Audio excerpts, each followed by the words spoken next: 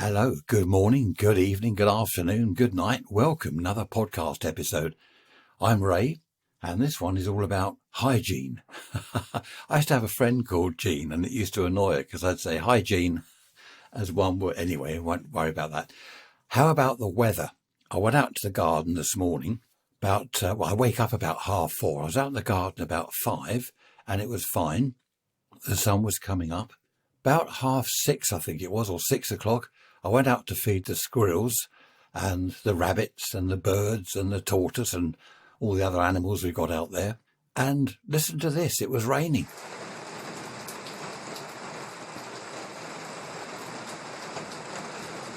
Good grief, I thought, what is going on? Absolutely lashing down. We've had so many hot days recently that I just wasn't expecting that. I hadn't looked at the forecast. Anyway, how are you? Hope you're keeping well, enjoying the summer. How about Portugal? I just heard that holidays are cancelled. Is it they've got on the amber list or something? I don't know, I can't understand it all. So I really do feel for you if you were off to Portugal for a week or two, because it seems now you can't go. Our holiday is okay. Luckily, where we're going, it's not on a red list, an amber list, blue, yellow, green, black or anything, because we're going to Somerset for a week. Well, Monday to Friday type thing, which is great fun. We're going to have a look at Wookey Hole, the caves at Wookey Hole. Have you heard of that? Wookey Hole. Looking forward to that. Funnily enough, we were saying the other day, we've never been there, you've been to Somerset, never been to Wookey Hole. And we found some photos. We were going through old holiday photos, and there we are, under a big notice saying Wookey Hole. So I don't quite know what happened there. We didn't do the caves. I think that was the thing. Now, do you remember those adverts on the telly? Was it from the 60s? It must have been, or the 70s. I can't remember. Where they'd say, P.O. body odour. They were adverts for deodorant to stop people smelling. And people did smell. I was asking my mother the other day, we went round to see her, and with this podcast episode in mind, I said to her, when did deodorant come in? And she said, I can't remember. I mean, how old is she? I've no idea. 86, I think. So when she was a child, I can't remember. I can't work out when she was born. Anyway, she said they used to use talcum powder. You put talcum powder under your arms and sprinkle it in your hair if your hair's greasy. But of course, or perfume, she said, some sort of scent or perfume. But that only really masks the odour, doesn't it? I was going to say smell, but that's a horrible word. It only masks it. And of course, after a while, it doesn't work. And she was saying that basically most people did smell. I knew a chap back in the 60s, 70s. He wore a nylon shirt. Now, my brother-in-law, Paul, he'll remember him. He was his best friend, actually. He was just a mate of mine.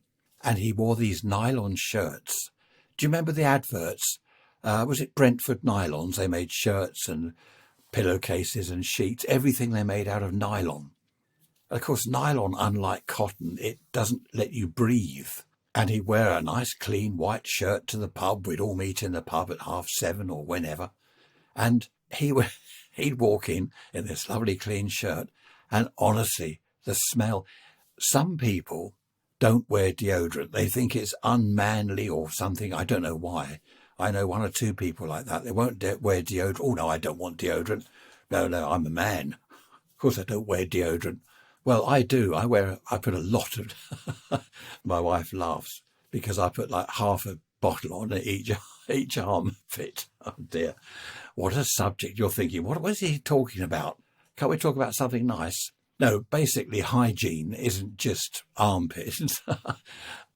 It's all sorts of stuff. Now, my old nan, this is my mother's mother, she lived till I think she was 96, 97. And she was never ill. How about that? She was never, or not that any of us were aware of. I don't even remember her having a cold. There was never anything wrong with her. She was grossly overweight, I think most of her life. And her house in Sutton, in Surrey, we used to go up and visit her because we're down on the coast. We'd drive up to Sutton and visit her. And she had this little scullery type kitchen. And in there, I may have mentioned this before on some episode or other, there'd be like a chicken carcass thing. Oh, horrible. And there'd be blowflies all over it. And you know what flies do? Well, you know where they've been when they're out in the street. You know what they land on there. Then they come and land on the chicken and lay eggs. And my nan's place was far from hygienic, to put it mildly. To be honest, it was disgusting. And there's these blowflies all over. And she had this bowl of dripping. I remember that, a bowl of dripping. And there were flies on that. Now, they must have laid eggs and things. And yet, her husband, none of them were ever ill. How strange is that? It must have been that they built up their immune system. I think I've always said that it's good to be dirty. No, I'll rephrase that. It's good to have some germs around. I mean, these days, have a look in most people's bathrooms. There's a spray for the toilet, a spray for the shower, a spray for the taps, a spray for the floor, a spray for this, a spray for that. There can't be any bacteria, germs or anything anywhere. The kitchen.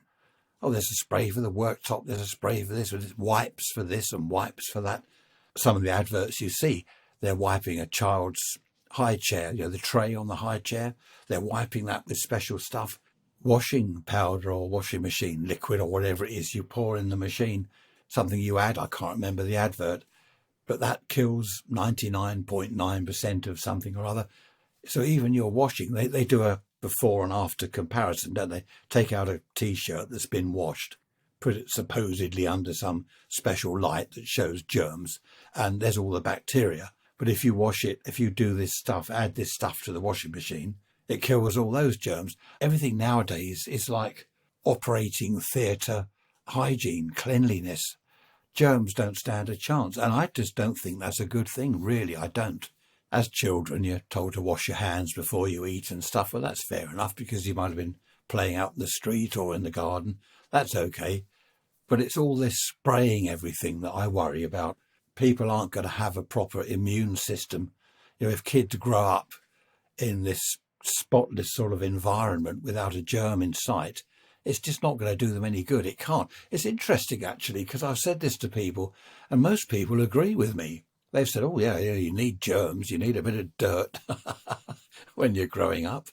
I mean, when I look back as a kid, I was always out in the garden, crawling around on the grass, in the mud, over the woods, taking tadpoles and frogs and sticklebacks out of the pond, holding them in my hand and then going home. Have you washed your hand? Yes, Mum, I've washed my hands. I hadn't at all. I've been touching frog spawn and toads and frogs and then eat sandwiches. I used to eat earwigs, apparently, when I was very, very young. I used to find earwigs crawling along by the skirting board, so I'd eat them. It's rather odd, isn't it? Mind you, a lot of people say I am rather odd. I don't eat earwigs now, by the way. I've grown out of eating earwigs. I've moved on to spiders. Talking of eating things, had a lovely pub lunch the other day. First time in, I reckon, getting on for 2 years. I worked it out, probably at least 18 months, if not 2 years, since I've had a pub lunch. We went to the Plough in Pycombe. Do you know, look, I'm always saying, aren't I? Look it up on the map. Pye as in P-Y-E, Combe as in C-O-M-B-E, Pycombe. A little pub called the Plough. It's really nice. It's in an odd spot. I suppose once it was where there's a country lane, but now there's a big motorway and stuff. Well, not a motorway, it's an A road or whatever, A23. Is it the A23? I can't remember. Yeah, have a look on the map. It's really nice. We went there with my wife and myself, mother-in-law, daughter and her husband. And it was great. We were there for over 2 hours. I made one mistake. My mother-in-law ordered pizza. Really nice looking, but it's a huge thing. She had a whole pizza to herself. I ordered goat's cheese on toast. I misread the thing. I thought it said goat's cheese salad. Now, I don't mind goat's cheese. That's all these Greek things and that. I don't mind those. They're quite nice. But this was goat's cheese, somehow cooked or melted or whatever they did to it, on toast with salad. It was all rather odd. I did eat it, but I kept eyeing up my mother-in-law's pizza. And in the end, she'd only had half of it. She said, I can't eat any more. So I said, well, do you mind if I just try a slice? So I tried that and it was lovely. Really nice. I couldn't have a beer with it because I was driving, so I had Diet Coke.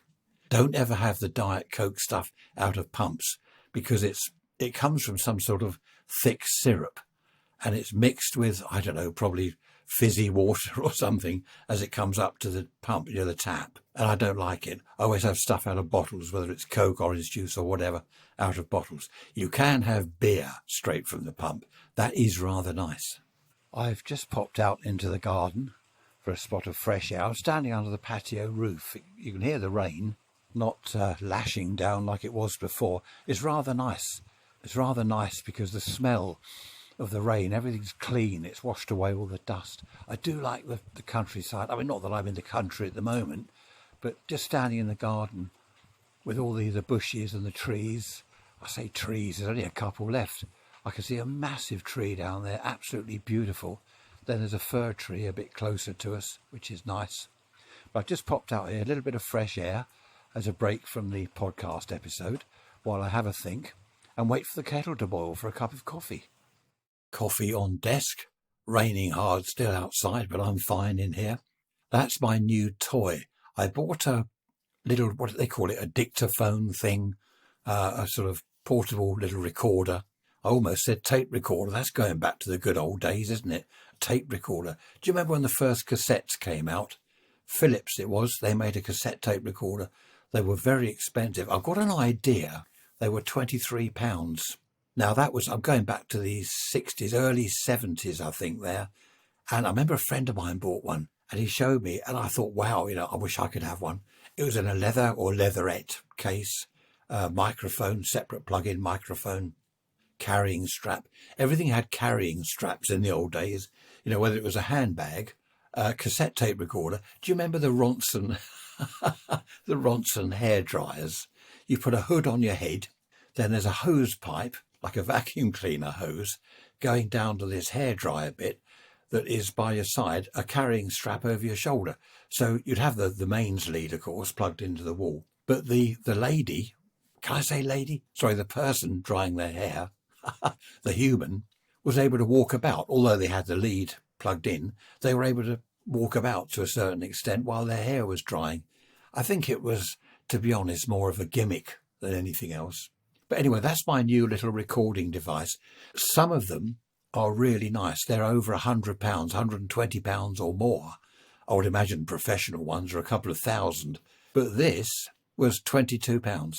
Now, the reason I got the very cheap one was just to, try it out, see what it's like. I remember saying jokingly once, I might go out into the woods and record some cows mooing and pigs grunting and stuff for a bit of a background. And someone said, oh, no, they emailed me. They said, no, that would be distracting. That probably is correct. It would be distracting if it's all the time. But I just thought that I'd just try it, pop outside now and then. This morning, which I meant to record and I forgot, was the dawn chorus. Oh, the birds out there, fantastic, all chirping and tweeting together. That's before it was raining. And to be honest, it was only pure laziness that stopped me getting out of bed. This was about 4 o'clock and going out there with a little recorder. But tomorrow morning, I won't be lazy. I'll go and do that. Talking of rain, I remember as a child, back in the good old days, we used to have thunderstorms. Now, you get a really hot summer day, and by the time 8 o'clock in the evening, something like that, 9 o'clock in the evening, still daylight, dusk a little bit, there would be huge thunderstorms over the channel, over the sea. And I used to stand in the front garden and watch the lightning, loads of fork lightning coming down over the sea, or over the downs, over the back of us, to the north of where we were. And that was a regular occurrence. And someone said the other day about thunderstorms, funnily enough, it was about recording them, because my father used to record them. He had an old Philips reel-to-reel tape recorder, and he used to stick the microphone out of the window, on the window ledge outside, and then you hear, I remember one recording he did, it was fantastic. It was very quiet and still.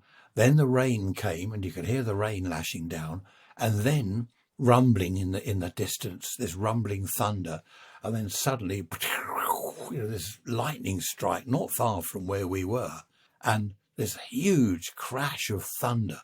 Absolutely fantastic. I've always loved storms. In fact, I went to live in North Wales once, only for 3 months. Llandudno, is that, if anyone's Welsh listening, they'll say, oh, goodness me, come on. It's not landed, no, is it? It's landed, no. I spit all over the microphone. No, I didn't. And I went up the Great Orme. Now, again, look on the map. Look for the Great Orme. I think there's the Little Orme, is it? And the Great Orme.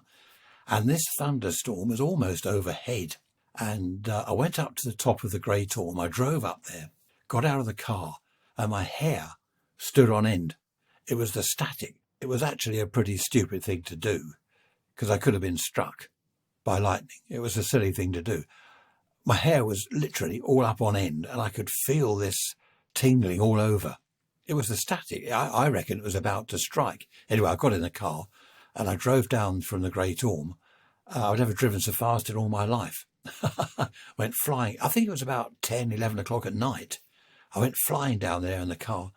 There were lightning strikes. I don't know. I couldn't see behind me whether it had actually struck the top of the Great Orme. But that was a pretty stupid thing to do. If that had struck me, is that right? Struck? Striked? No, it's struck, isn't it? If that had stricked me, oh dear, I'd have blown my head off. Talking of my head, something very worrying. Yes, was it yesterday or the day before? I felt a bit strange. I was trying to update something on the computer, on the website, and I forgot how to do it. And I just thought, well, I'm going mad. This is crazy. What am I doing? So I had a break, came back about 20 minutes later, and I couldn't do it. I was thinking, what am I doing? How do I do this? I wanted to upload a video to YouTube and then link to it from the website, and I couldn't do it. And for 2 or 3 hours, my head was funny. And my wife said to me, well, what about the grandchildren's names? Mention their names. And, that several of them, I forgot their names. And she said, what's the date? So I knew the date. Well, no, actually, I didn't. I got that wrong. And she asked me several questions, and I couldn't think. And she was saying, you ever had a mini stroke, have you, or something? I thought, blimey, stone the crows. It's not funny, is it? So I looked it up, as you do online. Is it Dr. Google or something? And it said, either you're mental. I thought, well, I'm not mental. No, it said about Alzheimer's and onset of that and dementia. And in the end, it said, I thought, well, delirium. Look that up on the map. On the map. Delirium, where it's sort of sudden and temporary loss of things. Anyway, after about 3 hours, I was fine again. And I seem to be okay today. So I don't know what that was. I shouldn't laugh, really, because it could have been something serious. But I was quite worried, actually, at the time. Going back to the pub lunch, I drove there only a few miles, and I noticed how busy the roads are now. I suppose it's as we're coming out of lockdown, people are getting out and about. The roads were really busy. We've got the A27 or the seafront road you can come back on. So I thought, well, I'd do the seafront, down from Pycombe to the coast, straight along the seafront. That was a nightmare. Anyway, that's nothing to do with hygiene. So there was this chap at school. I never forget his name. I won't mention it in case he's listening. But his fingernails were always black. It's like he'd put them in dirty oil, scraped dirty oil. And his hands seemed to be clean. I think he must have washed his hands, but his fingernails were absolutely black. So he grew up probably with loads of germs. Mind you, I remember eating a sandwich once. I think I got my first car. I lived at home. I'd been working on the engine, and my mum said, there's a sandwich. Called me in for lunch. And I went in, and I just wiped my hands on my overalls, and started eating this sandwich. She said, you'll get ill, there's all germs. And I said, no, it's old engine oil.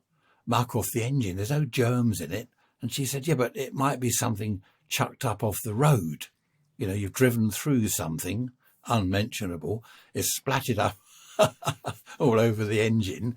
Then you wipe your hands on your overalls and eat your sandwich. And that did stick in my mind a bit. After that, I thought, yeah, perhaps it's not just germ-free old engine oil. It might be other stuff in there as well. Talking of which, do you remember in the old days, you drive along in your car at night in the summer, and the next day you look at the car, look at the headlights and all the front, the bonnet, the radiator grille, covered in dead insects. Used to see them in the headlights at night driving along a country lane. There'd be moths and flies and insects and goodness knows what flying around. You don't see any of it anymore. The other evening I thought of this. We were out, got back late, driving Well, it wasn't exactly a country lane, but well, yeah, we were out in the sticks a bit. Hardly anything. I think I saw one or two insects in the headlights. That was it. There used to be swarms. It was like it was raining insects back in the old days. It's all gone. And they mentioned that, funnily enough, they mentioned it on Spring Watch, with Chris Packham and Michaela and the others. I forget their names.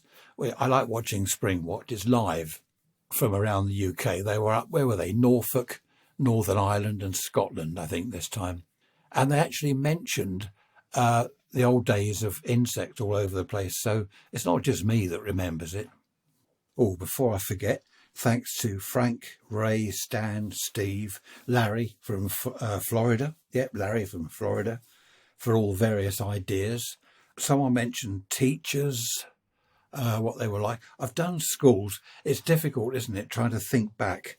I've mentioned school, I've mentioned work, I've mentioned all sorts of things, but they can be done again at a different angle. Look at schools from a different angle, teachers' point of view and that sort of thing. So yeah, good stuff. I've got here written council. What does that mean? Did someone mention councils? Yeah, I could do a podcast about councils, couldn't I? And probably get arrested. Our council, I don't know, it's not our local council that look after the roads, but I think is it West Sussex County Council or Highways or whatever. The potholes, honestly, the potholes we've got here now. I'm surprised that cars survive at all. It's not only potholes, it's rough bits of road. You're driving along and the suspension and the shock absorbers and the rest of it. I don't know how it kind of holds together, to be honest. I don't know how it all holds together. It's ridiculous. It's like anything, isn't it? It's like a house or a car or whatever. The roads, unless they're maintained regularly, if you leave them, you're going to end up with so many problems. Like a car, if you neglect it year in, year out, it needs so much work doing to it, you might as well chuck it out and buy a new one. We've got a load of roadworks going on the A259. Oh, you don't want to hear about that. A259 at East Preston, Angmering area. It's a single road. They're making it into dual carriageway, which is good, of course. The thing is also with hygiene, old people, unlike us youngsters, old people, they can't perhaps see too well, as they age a bit, and they clean up in the kitchen and they can't see that they've missed bits. They clean up and it's not really clean. And they don't like, in my experience anyway, they don't like someone coming round and saying, oh, your sink could do with a clean. Shall I do that for you? Because that makes them feel that they're not very good. They're too old to do it properly. They don't like that. They don't like help. A lot of people anyway. I think when I get old, if someone says, can I clean your sink? I'll say, yeah, you can do the windows while you're about it. And then you can vacuum the house. Yeah, get on with it. I wouldn't be proud or whatever. No, I do understand that, though. I remember my old grandfather, when he ended up on his own, he tried to keep the place clean. And to be honest, it was filthy. It really was filthy. That's my dad's father. Yeah, that's right. And they didn't live in Sutton. They lived a few miles along the coast here. But the place really was dirty. And of course, if it's left, it starts to smell. I remember the carpets. A friend of mine moved into a house. The carpets were nice. They weren't particularly old, but they were filthy. And he got this carpet cleaning machine and the water was black. Honestly, it was, I don't know what they'd done to it. I think they must have walked in and out of the garden all the time or something like that. It had just ingrained piles of mud in the carpet. The thing is, with cleaning in the old days, you only basically had, bleach, I suppose, and Ajax. You remember Ajax, like a sort of powder, gritty sort of powder, abrasive, or Vim. The other one was Vim, wasn't it? And everything, and you had scouring pads a little bit. Do you remember Brillo pads? But you had sort of scouring pads and Vim and Ajax. And that's all you had to clean taps. And of course, it scratched surfaces. Baths were enamelled inside, like white enamel. And all this stuff scratched the baths eventually. I remember when plastic baths came in. Plastic, are they, or fiberglass, whatever. They weren't the proper old baths. A friend of mine, his wife, they moved into a house, and his wife, first thing she did, as you do, clean everywhere. and she scrubbed the bath with Ajax, and it was a fiberglass type bath, and it took all the shine off it. It was brown, this bath, and it ended up matte brown instead of shiny. She totally ruined it. You could see all over it, scratches. But as she said, it's clean. Well, that's true. At least it was clean. There just weren't the cleaning products in those days. Basically, you had hot water, Ajax stuff, metal scourers like Brillo pad. You didn't have all the chemical stuff they have these days, which is probably why there wasn't so much pollution and stuff in the rivers and seas. I mean, you think what people tip down the drain, the toilet, the drain, the sink drain, the basin, all that goes into the sewer. Think of all the chemicals that go into that. All the washing powders, the washing up liquid, all these chemicals for cleaning stuff. I don't know, I dread to think. I'm surprised that there are rats actually in the sewers. I know they're full of rats, but you'd think with all these chemicals that are chucked down there, they'd all be dead. Or perhaps they've all got immune to it. Perhaps they're kind of radioactive rats and they can survive all this stuff.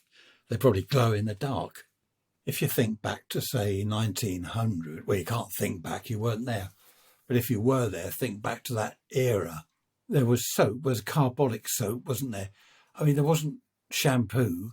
You had soap, and you used that soap to do your washing in, wash your clothes, to wash yourself, to wash your hair. Imagine if they thought, if you said, look, we got shampoo here for greasy hair, shampoo for dry hair, shampoo for blondes, shampoo for dark hair. Yeah, they'd be saying, what are you talking about? I've got a bar of soap here, I'll just use that.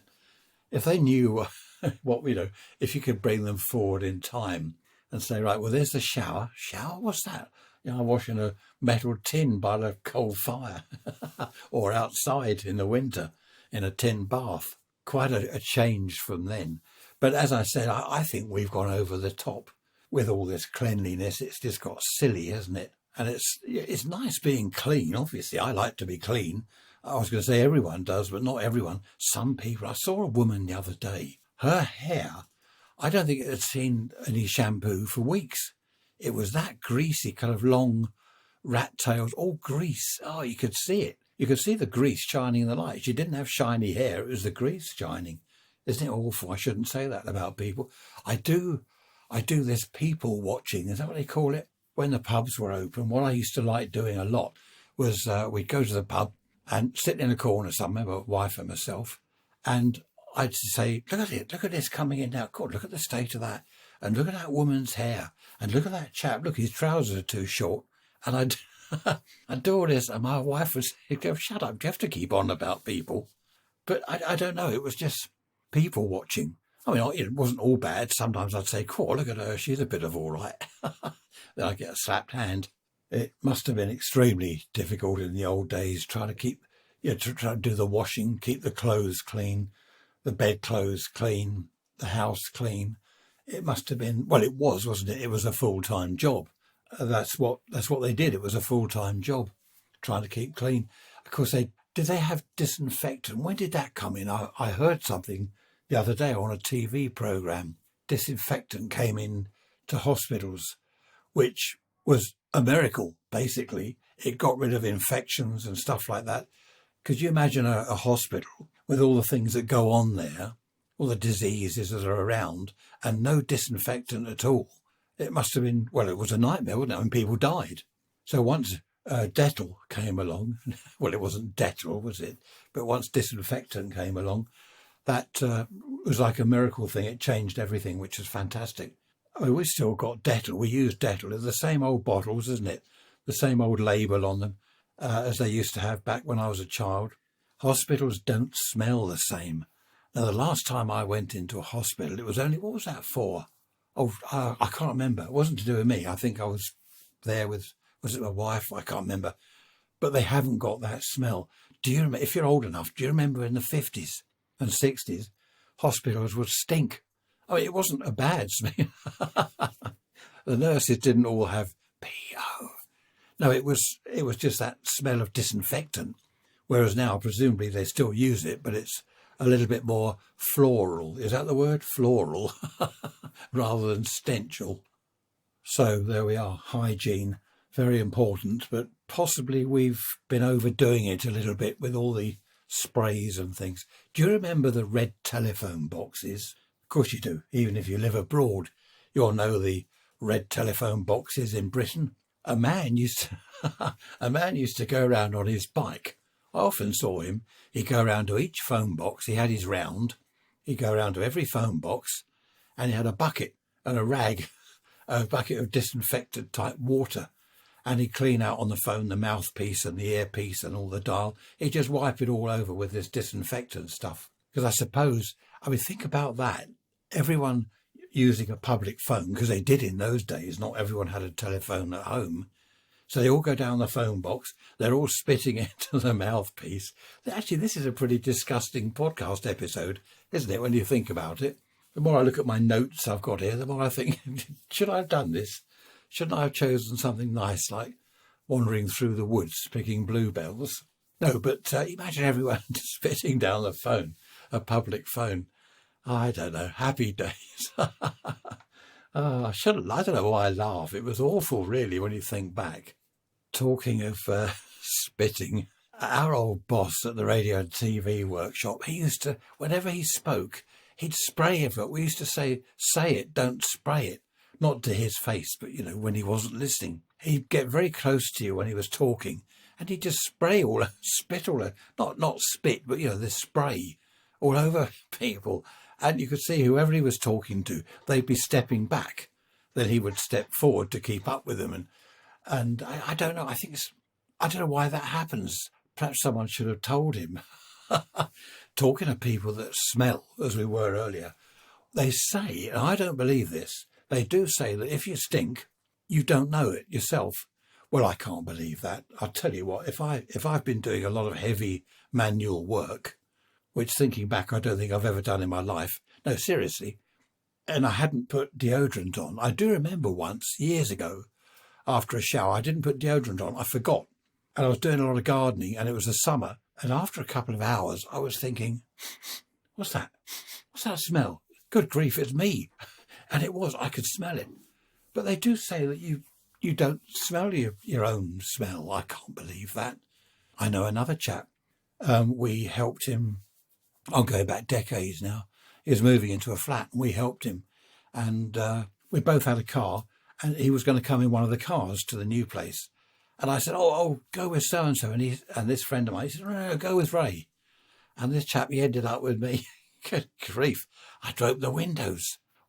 Anyway, we won't go on too much about that. But they do say you can't smell it yourself. So what about your wife, your partner? I mean, surely they must smell it. I mean, I'll tell you what, if I stank, my wife would say to me, good God, you stink, go and have a shower. Pubs in the old days, when we had pubs, when they were proper pubs and not just sort of restaurant type places, proper pubs, they'd have a kitchen sink beneath the bar. And what the barmaid, can you say barmaid? Dear, I know I'm always on about that. When the bar person took a empty dirty glass, they'd stick it in the sink, give it a swish round, and then stick it on the rack upside down where it dried. Now, when you think about it, I used to watch, and they'd put perhaps 20, 30, 40 glasses, the same, all had a bit of beer in them. So you're rinsing them out really, not in warm water with a bit of fairy liquid washing up stuff, but you're washing them in old beer, warm water and old beer. That's the way it was. Then the glass washers came along, didn't they? And then they'd have a whole rack of them and stick them in the glass washer, and it would boil them up to about 3 billion degrees, melt the glass, then they're ready to be used again. But in the old days, I used to watch, and they had an old drying up cloth, a tea towel. And sometimes I'd watch them while they're chatting away to someone, and they're taking these glasses, wiping each one on this filthy old tea towel that had been in use all evening or probably all week, if the truth were known, and then putting the glasses on the shelf ready to go back into use. And again, in the old days when we all used to smoke, you'd pass a cigarette round. Perhaps you didn't have many fags left. Oh, sorry, not fags. Here we go again. And you pass a cigarette round to people. So each person sticks it in their mouth, has a drag on this cigarette, then pass it to the next one. Not that I smoke joints, you understand. Well, once or twice. No, seriously though, you're putting this same cigarette in everyone's mouth and passing it round. It's a wonder we didn't all kind of pass out with germs and die off. But this is the point though, isn't it? We were used to germs. You do that these days. You're probably, do you want to share my cigarette? Oh, I've killed him. Do you want a puff? Oh, no, he's dead. No, I don't know. On a more serious note, there were things like typhoid, weren't there? Typhoid was dreadful. Did that come from being filthy? I can't remember. There were so many things. There was diphtheria, smallpox, a lot of stuff like that. Well, look at the plague, going back to 1600 and whatever, the plague. There were dreadful diseases around. So, that's the other extreme, isn't it? I'm saying, be a bit dirty, have some germs. But that is the other extreme where it just did kill hundreds, if not thousands of people. So I think we need to find the sort of happy medium, really. Of course, a lot of the problems were open drains, open sewers, hundreds of years ago. They just had a gully running down the middle of the street with, well, you name it, and it was floating in there with all the filthy water. So, no wonder there were diseases around. It's very different now. But of course, all our sewers they were built by the Victorians, well over 100 years ago, and they're still in use. All the brick sewers, you see various programs on telly where they do tours of sewers, and they're still okay. All the brickwork is still intact. They're still in use. It's quite amazing, really, when you think of what the Victorians did. It got to the stage where they had to do something. Basically, they were having disease everywhere. People were dying off. People had all sorts of dreadful things. And it was, lack of hygiene, wasn't it? Lack of sewers and all that. It must have been quite amazing when it was all up and running and, people could get rid of things without just chucking them in the street. That's why, when you're walking on the road, the man is supposed to walk nearest the road and the lady on the inside. That's because they used to chuck things out of the upstairs windows out onto the street. You take the bowl out from under the bed that you'd used in the night and you chuck it out the window. And of course, it would not land very close to the house. So that's where the lady walked. It would land on the gentleman who was walking near the curb. That's why they walked on the outside. And people, I say they still do. I think these days it's all gone. Do people still open doors for ladies? I do. I have heard that a chap got told off. He opened a door for a lady and she had a right go at him. Well, she obviously wasn't a lady. Don't open the door for me. What do you think? I'm incapable or whatever. Apparently she had a right go at him. I remember someone telling me about it. It was someone down the town here. They just opened a shop door, I think it was, for this lady. And she had a right go at him. You think I'm stupid? I can't open the door for myself? Oh dear. How times have changed. I like the old days, the days of chivalry and all that. But as you know, I'm old-fashioned, very old-fashioned. It was just nice. I don't know, it was just nice back then. In the 60s, dungarees, some of them wore dungarees. A lot of girls wore jeans, but a lot of them dressed in a very feminine manner. I know I've gone on about this before. I'm always going on about this. I go around to see my mum once a week, every Saturday morning. Only for an hour, have a cup of tea and a chat. We both go around to see her. And I'm always saying to her, do you remember this? And what was it like in the 40s? What was it like in the 30s? As far back, I can't remember when she was born. I should be able to work it out. She's 86. I'll get the calculator out in a minute. So that's 2021 minus 86. I can't do. Can you do mental arithmetic? I can't do that in my head. Well, I used to when I was young. No, actually, I'm lying. I could never do it. The maths teacher at school, he said to me, look, stay after class just for 20 minutes. And I used to do that after the maths class because it was the end of the day class. And after several days, he said to me, you just can't do it. He said, Dave, don't worry about it. You can't do it. He said, some people can't. They've got a blockage where numbers are concerned. And I just couldn't do it. Remember that long division and all that nonsense? God, dear me, I couldn't do that. I couldn't do long division.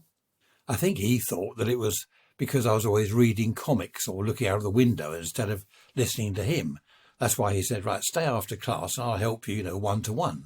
But then he realised, no, nothing to do with staring out of the window or comics. I just couldn't do it.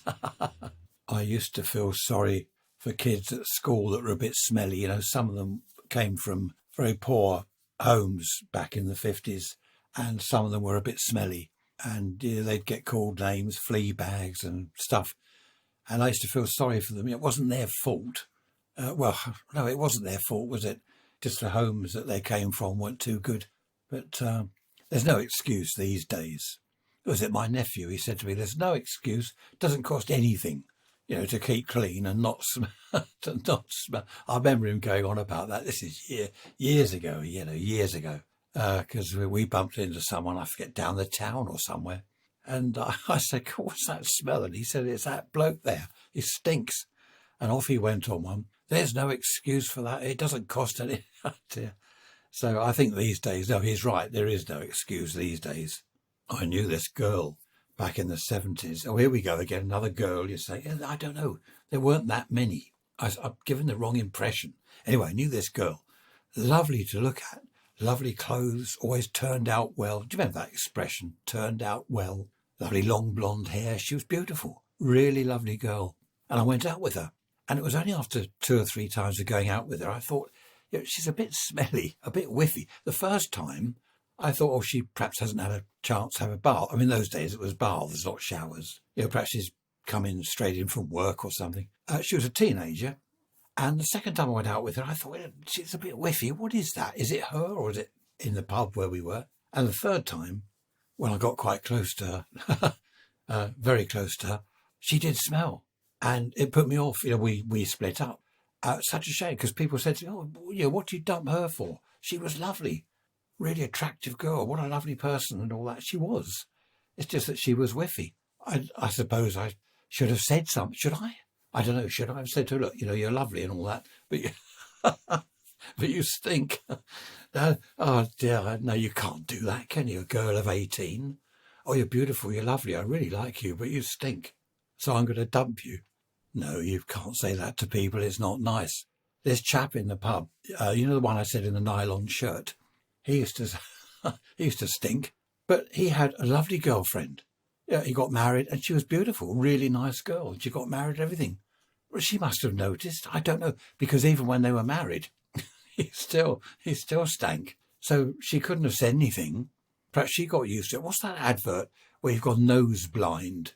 Is it Febreze or something, where they spray the furniture and spray each other and spray the dog, spray the carpet, spray everything in sight? Febreze.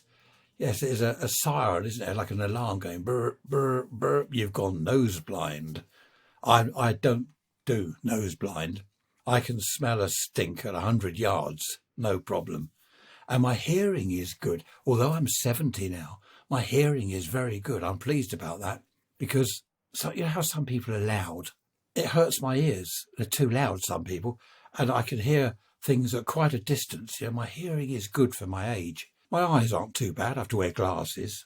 But my sense of smell is profound. Is that the word? Heightened to a great extent.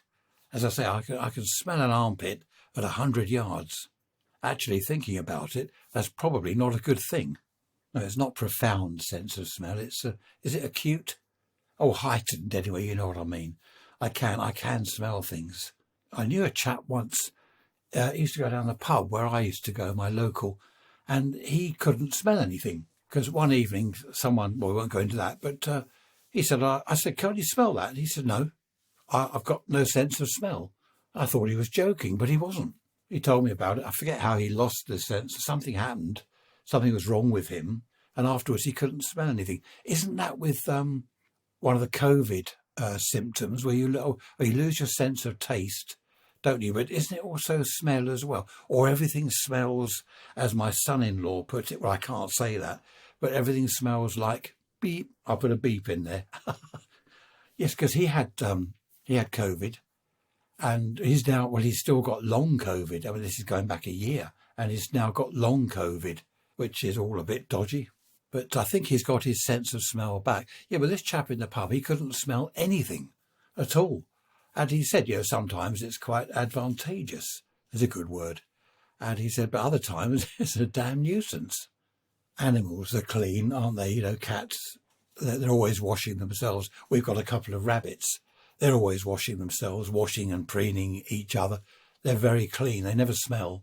Sometimes dogs smell, don't they, if they've been out in the rain. I mean, that's not that they're dirty, it's just that they've been out in the rain. But animals are apparently pigs are clean. I heard someone saying on TV, although they sort of grunt about in the mud, apparently they're very clean animals. I think most animals are clean. It's just some humans aren't. I don't know. Anyway, look, 3/4 of an hour. Do you want me to waffle on any more, or shall I shut up now and leave you in peace? Leave us in peace. I heard that. You're not supposed to say that. You're supposed to say, oh no, don't stop, keep going. We love listening to your boring, monotonous ramblings and rants. I'm getting a sore throat now, actually. I've been talking for hours. Well, 45 minutes. I have got a thing about washing my hands. I think someone said it's OCD. I don't think I'm OCD. If the dustbin bin, for example, so I'll bring the wheelie bin back up to where it's kept, and I have to wash my hands. I suppose that's good because it's the dustbin rubbish, isn't it? Anywhere I go, if I go to a public toilet, I have to wash my hands thoroughly, and then I don't like opening the door because I've washed my hands, and I've then got to open the door to come out of the toilet. So what I do, I hope that it's a busy place. Someone else will come in and I can say, oh, after you. They walk past me, leaving the door open, or before it shuts, I put my foot in it and get out. Is that, do I need therapy? Do you think? Do I need help? I just don't like touching things. If we have a delivery, a parcel turns up, I'll unpack it all, take out whatever's in it, and then wash my hands because I've touched all the parcel. I suppose, is that OCD? No, it's not really. It's just cleanliness, isn't it? What did they used to say? Cleanliness is next to godliness, or I'm not sure what that means. It's now, I said I'd get up early, didn't I? It's now, where are we? 4:15 in the morning, Saturday morning, and I've opened the window. There's daylight, the sun's coming up. What a beautiful time of day. Honestly, what an absolutely fantastic time of day. If ever you're feeling a bit down with, lockdown and the rest of it, just sit in the garden, or if you haven't got a garden, open the window early in the morning. Have a listen to what's going on. Mother Nature and all her animals. Quite therapeutic. I find it extremely relaxing, to be honest. Just listening to the birds. It's fantastic. If you've got woods anywhere near you, if you're lucky enough to have a forest anywhere close by, then it's certainly worth taking a trip, early morning. Doesn't have to be 4:15, 5 o'clock will do, 6 o'clock will do. Go out into the woods, go out into the trees, listen to the birds. Absolutely fantastic. If you get stressed, I reckon that my forgetfulness was stress, I've never suffered from stress in my life, or so I think. But I think the other day, there's so much going on. We've got to do this, we've got to do that, we're going here, we're going there. I was just getting so confused with everything. I think my brain just switched off. And then I couldn't remember people's names. Well, I hope that's all it was anyway. So just try and chill out if you can, just relax. And email me, that would be nice. raiserants@protonmail.com. raiserants@protonmail.com. I'm going off somewhere. I'm not going to tell you. I won't tell you until next week. But I'll tell you all about that. It's going to be quite good. I hope it's going to be really nice. And I'm not going far, but I'm going to take my little portable recorder with me just to annoy you. No, it won't annoy you. I promise I won't annoy you. Okay, raiserants@protonmail.com.